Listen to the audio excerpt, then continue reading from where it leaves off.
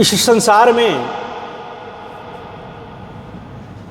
जो कुछ भी दिखता है, पेड़ पौधे, पहाड़, झरने, नदी, तालाब, जीव जंतु, मनुष्य, जो कुछ भी दिखता है संसार में, सब कुछ भगवान है।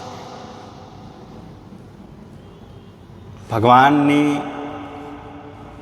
गीता में कहा है कि बहुनाम जन्मनाम अन्ते ज्ञानवान माम प्रपद्यते वासुदेव सर्वमिति स महात्मा सुदुर्लभ। बहुत जन्मों के अनंत में, बहुत जन्मों के अंत में सब कुछ वासुदेव ही है। ऐसा जो ज्ञानवान मेरे शरण होता है वह महात्मा अत्यंत दुर्लभ है। तात्पर्य है कि सब कुछ भगवान ही है, यही असली ज्ञान है। और ऐसा ज्ञान वाला महात्मा भक्त भगवान के शरण हो जाता है, अपना अस्तित्व मैंपन मिटाकर भगवान में लीन हो जाता है। फिर मैंपन नहीं रहता, अर्थात ज्ञान वाला नहीं रहता, प्रत्युत केवल ज्ञान स्वरूप भगवान रह जाते हैं, जिसमें मैं, तू, यह, वह चारों ही नहीं है। संसार का मूल अहम मैंपन है। अतः किसी भी साधन से यह अहम को मिटाना है। अहम के मिटने पर, अहम जैसे ही मिटता है, सब साधन एक हो जाते हैं, सब कुछ भगवान। इस भाव से अहम सुगमता पूर्वक मिट जाता है। संसार अहम के कारण ही दिखता है। अहम भाव व्यक्तित्व को स्वीकार करने से, अहम के संस्कार रहने से ही संसार की स्वतंत्रता सता दिखती है। अहम भाव मिटते ही संसार की स्वतंत्रता सता मिट जाती है और सब कुछ भगवान ही है, इसका अनुभव हो जाता है। जब तक अपनी अथवा संसार की स्वतंत्र सत्ता दिखती है, तब तक मुक्ति नहीं मिलती है, वास्तविक ज्ञान नहीं हुआ। सब कुछ भगवान ही है। सर्वं खात्विदं ब्रह्म ब्रह्मैवेदं विश्वमिदं वरिष्ठम। एक परम तत्व भगवान के सिवाय और कुछ भी नहीं, नहीं होगा, नहीं और हो सकता है, नहीं, सब कुछ भगवान ही है। तो इसको जानने वाला ही भगवान ही है, क्योंकि भगवान में मैं, तू, यह, वह नहीं होता है। और जब तक भगवान को जानने वाले सत्ता का भान है, तब तक वासुदेव सर्वम सिद्ध नहीं हुआ। कारण है कि इसके सिद्ध होने पर स्वयं की अलग सत्ता अस्तित्व नहीं रहता, भगवान ही भगवान रहते हैं। इसलिए कहा है कि ढूंढा सब जहां में, पाया पता तेरा नहीं। जब पता तेरा लगा, अब पता मेरा नहीं। अर्जुन कहते हैं कि स्वयमेवात्मनात्मानं एत्था त्वं पुरुषोत्तम। हे पुरुषोत्तम, आप स्वयं ही अपने आप से अपने आप को जानते हैं। तो जो कुछ देखा या सुना जाता है वह सारे भूतकाल में हो, वर्तमान में हो या भविष्य में हो, स्थावर हो या जंगम हो, महान हो या अल्प, कोई भी वस्तु भगवान से अलग वस्तु कहलाने योग्य नहीं है। सब कुछ भगवान का ही है, यही परमार्थ सत्य है। तात्पर्य है कि जानने वाले भी भगवान ही हैं, जनाने वाले भी भगवान ही हैं, और जानना भी भगवान ही है। तथा सब कुछ भगवान ही है, भगवान के सिवाय कुछ भी नहीं है। मतः परतरम नान्यत् किंचिदस्ति धनंजय मयि सर्वमिदं प्रोक्तम सूत्रे मणिगणा इव। हे धनंजय, मेरे से बढ़कर इस जगत का दूसरा कोई किंचिन मात्र भी कारण तथा कार्य नहीं है। जैसे सूत की मणियां सूत के धागे में पिरोई हुई होती है, ऐसे ही संपूर्ण जगत मेरे में ही ओतप्रोत है। तात्पर्य है कि सूत भी भगवान ही है, मणिया भी भगवान ही है, माला भी भगवान ही, और माला फिरने वाले भी भगवान ही हैं, अर्थात सब कुछ भगवान ही है। प्रहलाद जी भगवान से कहते हैं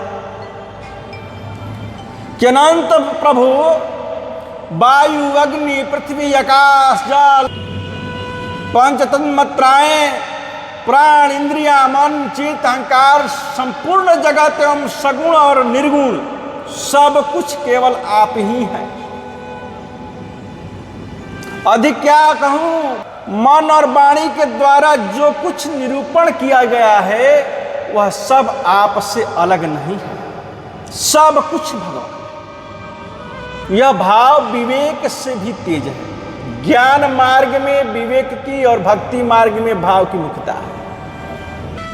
तो ज्ञान मार्ग में जड़ और चेतन सत्य और असत्य का विवेक मुख्य होने से यह द्वैत मार्ग है, परंतु भक्ति मार्ग में एक भगवान का ही भाव मुख्य होने से वह अद्वैत मार्ग है।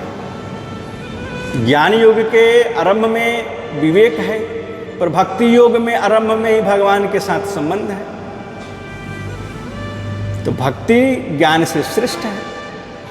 ज्ञान योग उस साधक के लिए है जो अत्यंत वैराग्यवान है।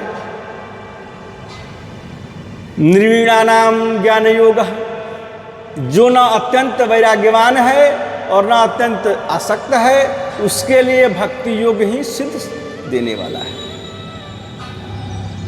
न निर्वीण्यो नातिशक्तो भक्ति योगस्य सिद्धिदा। तो ज्ञान योग विवेक मार्ग है। जब तक विवेक है तब तक तत्व ज्ञान नहीं है। तो तत्व ज्ञान का साधन है अत्यंत वैराग्य न होने से विवेक मार्ग में असत्य की सत्ता का भाव रहता है। असत्य की सत्ता का भाव रहने से विवेक प्रधान साधक के निरंतर आनंद नहीं रहता, कारण कि संसार दुखालय है। आप सभी लोग भी जानते हैं संसार दुखालय है। इसीलिए संसार की सत्ता किंचन मात्र भी संस्कार रहेगा तो विवेक होते हुए भी दुख आ जाएगा।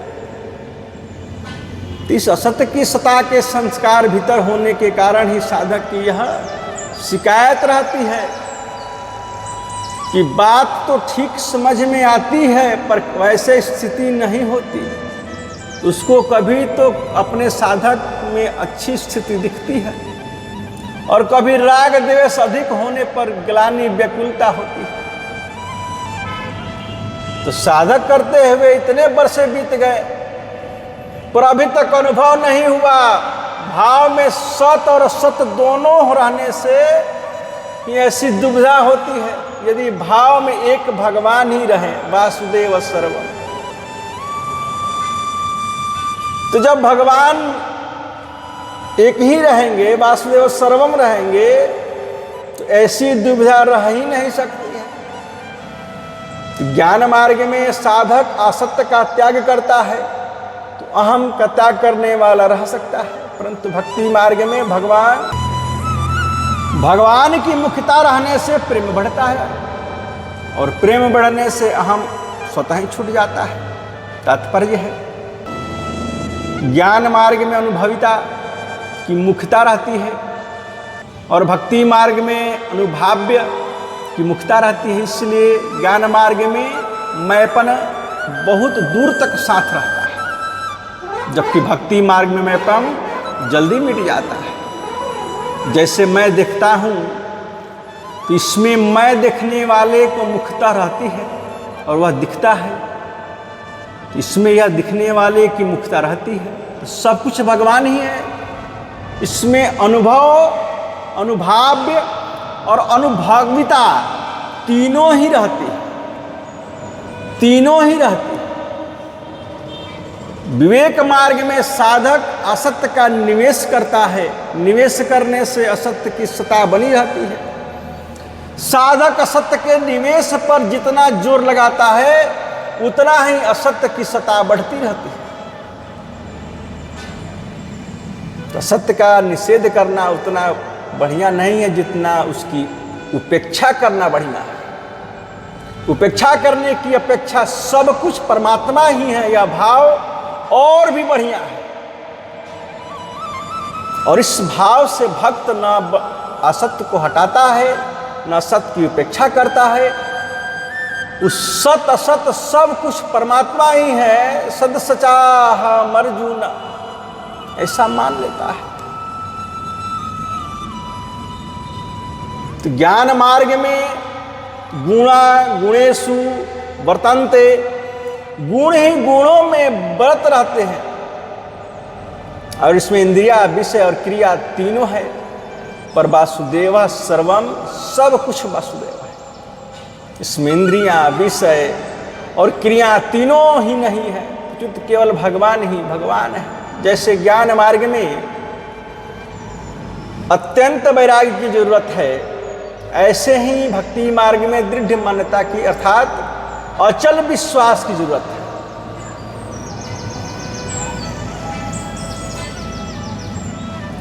तो जैसे अत्यंत वैराग्य होने पर विवेक बोध में परिणत हो जाता है, ऐसे ही अचल विश्वास होने पर वासुदेव सर्वम की मान्यता अनुभव में परिणत हो जाती है। तो वास्तविक दृष्टि से देखा जाए तो संसार की मानी हुई सत्ता को हटाने के लिए ही वासुदेव सर्वम की दृढ़ मान्यता करने की आवश्यकता है। अन्यथा वासुदेव सर्वम यह मान्यता नहीं है, प्रचुत वास्तविकता है। मान्यता करने में मान्यता करने वाला रहता है, जबकि वासुदेव सर्वम में मान्यता करने वाला अथवा अनुभव करने वाला नहीं है, प्रत्युत वासुदेव ही है। कारण कि जब तक अहम है अर्थात मान्यता करने वाला अथवा अनुभव करने वाला है, तब तक संसार की सत्ता है। किसी ने पूछा हमसे कि महाराज जी, वासुदेव सर्वम का भाव विद्यात्मक साधन है या निषेधात्मक है? तो उनको हम बताना चाहते हैं कि विधि और निषेध की बात जो है कर्मयोग और ज्ञान योग में है। भक्ति योग और कर्मयोग और ज्ञान योग दोनों से अतीत है। कारण है कि कर्मयोग और ज्ञान योग तो लौकिक निष्ठाएं हैं, पर भक्ति योग लौकिक निष्ठा नहीं है। विधि निषेध संसार में है, भगवान संसार से अतीत है, सब कुछ भगवान ही है। तो इसमें निषिद्ध वस्तु की सत्ता ही नहीं है। तो कर्म योग और ज्ञान योग में निषिद्ध का त्याग मुख्य है, और भक्ति योग में विश्वास पूर्वक भगवान का आश्रय लेना, भगवान का आश्रय लेना मुख्य है। तो भगवान का आश्रय लेना असिद्ध के त्याग से भी तेज है। आश्रय लेने का तात्पर्य है कि सब कुछ भगवान ही है, ऐसा दृढ़ता से मानकर मैं और मेरा दोनों को भगवान में लीन कर देना।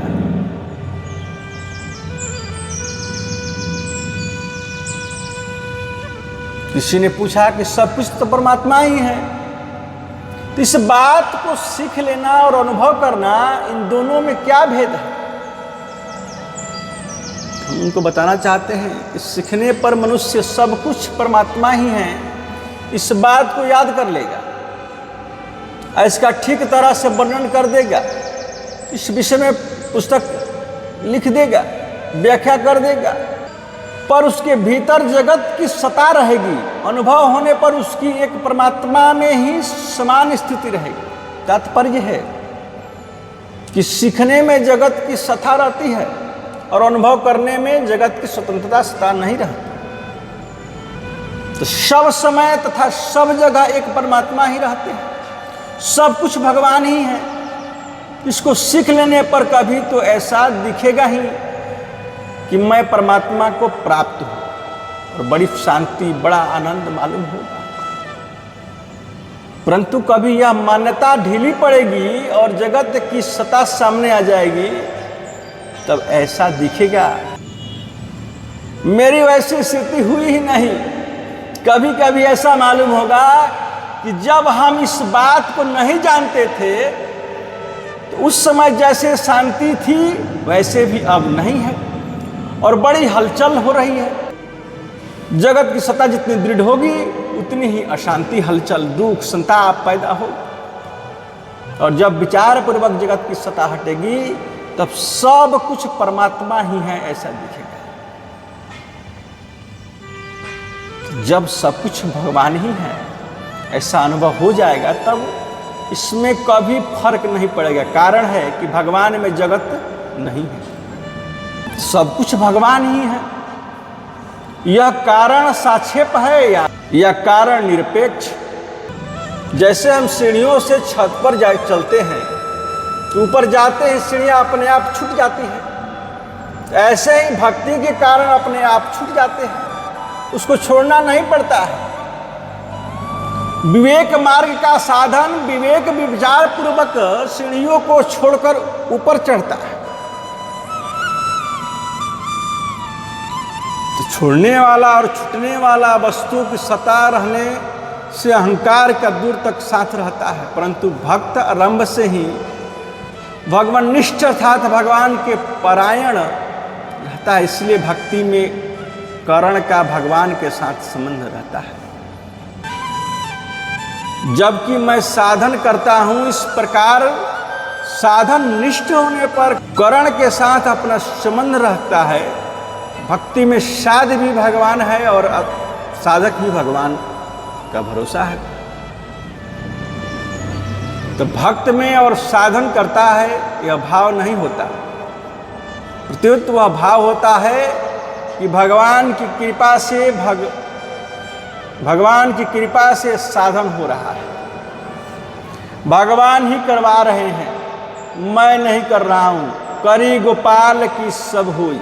इसलिए कहते हैं कि भक्त में कर्तृत्व नहीं रहता है। अगर कुछ कर्तृत्व रह भी जाए तो उसको भगवान नष्ट कर देते हैं।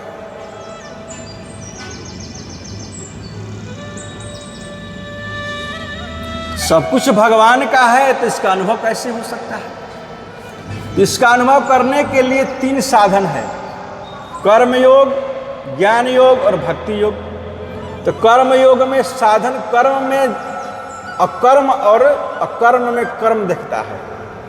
कर्मण्य कर्म यह पश्चेद कर्मणि च कर्म यह। तो ज्ञान योग में साधक संपूर्ण प्राणियों में आत्मा और आत्मा में संपूर्ण प्राणी देखता है। सर्वभूतस्थात्मानं सर्वभूतानि चात्मन। तो भक्ति योग के साधक संसार में भगवान और भगवान में संसार दिखता है। यो माम पश्यति सर्व सर्व च मयि पश्यति। तो कर्म में कर्म और अकर्म में कर्म देखने से कर्म नहीं रहता, अकर्म शेष रहता है। तो संपूर्ण प्राणियों में आत्मा और आत्मा में संपूर्ण प्राणी देखने से प्राणी नहीं रहते, प्रत्युत आत्मा शेष रहता है। संसार में भगवान और भगवान में संसार देखने से संसार नहीं रहता, भगवान शेष रह जाते हैं। अकर्म आत्मा और भगवान तीनों एक ही हैं। पर यह हुआ कि कर्म योग, ज्ञान और भक्ति योग, तीनों योग में परिणामों में सब कुछ भगवान ही है, इसका अनुभव हो जाता है।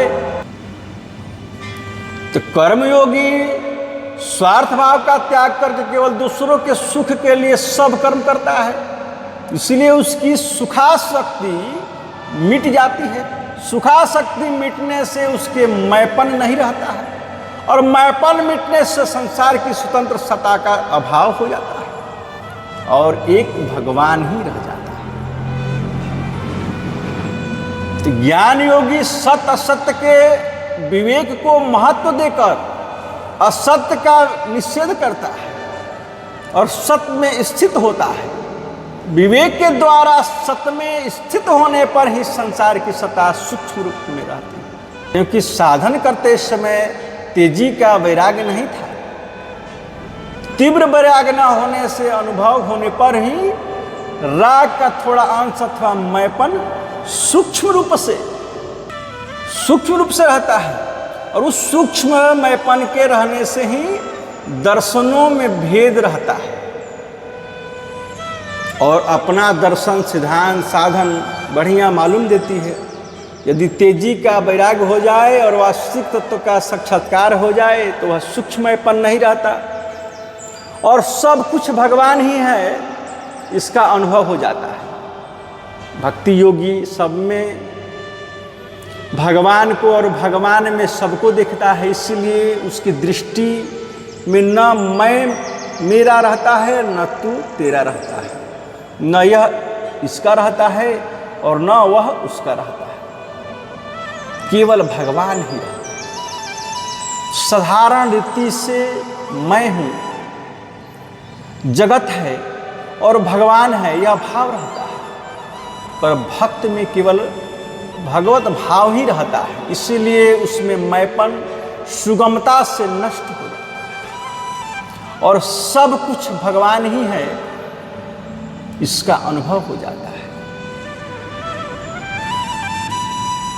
तो जब सब कुछ भगवान ही है तो फिर सात्विक, राजस, तामस भाव त्याज क्यों है? जैसे जमीन में जल सब जगह रहता है, सभी जगह जमीन में जहां खोदिएगा वहां जल है, पर उसका प्राप्ति स्थान कुआं है। ऐसे ही भगवान सब जगह है, हर जगह विद्यमान है, पर उनका प्राप्ति स्थान हृदय है। हृदय सर्वस्व विशिष्ट, सर्वस्य चाहम हृदय सन्निविष्ट। परंतु सात्विक, राजस, तामस भाव भगवान के प्राप्ति स्थान नहीं है। वे साधक के लिए काम के नहीं है, इसलिए भगवान ने कहा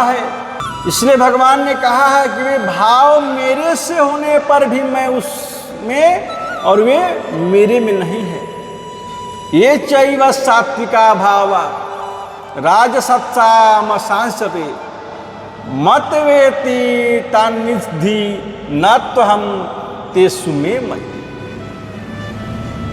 जैसे बाजरी की खेती में बाजरी ही मुख्य होती है, पत्ती डंठल नहीं। किसान का लक्ष्य केवल बाजरी को प्राप्त करने का ही होता है। बाजरे को प्राप्त करने के लिए वह खेती को जल, खाद आदि से पुष्ट करता है, जिससे बढ़िया बाजरी प्राप्त हो सके। ऐसे ही साधक का लक्ष्य भी केवल भगवान का ही होना चाहिए, संसार का नहीं होना चाहिए। भगवान को प्राप्त करने के लिए साधक को संसार की सेवा करनी चाहिए। सेवा के सिवाय संसार से अपना कोई मतलब नहीं रखना चाहिए। महत्व बाजरी का है, पत्ती डंठल की नहीं है, क्योंकि आरंभ में ही बाजरी रहती है और अंत में ही बाजरी ही रहती है। तो बाजरी प्राप्त करने के बाद जो शेष बचता है वह पत्ती डंठल अपने लिए किसी काम की चीज नहीं है। प्रत्येक पशुओं की खाने की चीज है। ऐसे ही सात्विक, राजस, तामस भाव संसार के व्यवहार के लिए है, अपने लिए नहीं है। जैसे बाजरी बीज से पत्ती डंठल पैदा होने पर भी पत्ती डंठल में बाजरी नहीं होती है और बाजरी में पत्ती डंठल नहीं है, ऐसे ही भगवान से पैदा होने पर भी सात्विक, राजस, तामस भाव में भगवान नहीं है और भगवान में सात्विक, राजस, तामस भाव नहीं है। न त्वं तेषु ते मयि। जैसे पत्ती डंठल उत्पन्न और नष्ट होने वाले हैं तथा उनमें बाजरी नहीं दिखती है, फिर भी पत्ती डंठल बाजरी से अलग नहीं है। कारण है कि उनके आरंभ से भी बाजरी थी और अंत में भी बाजरी रहेगी। ऐसे ही संसार उत्पत्ति विनाशशील है। और उसमें भगवान ही नहीं दिखते। फिर संसार भगवान से अलग नहीं है।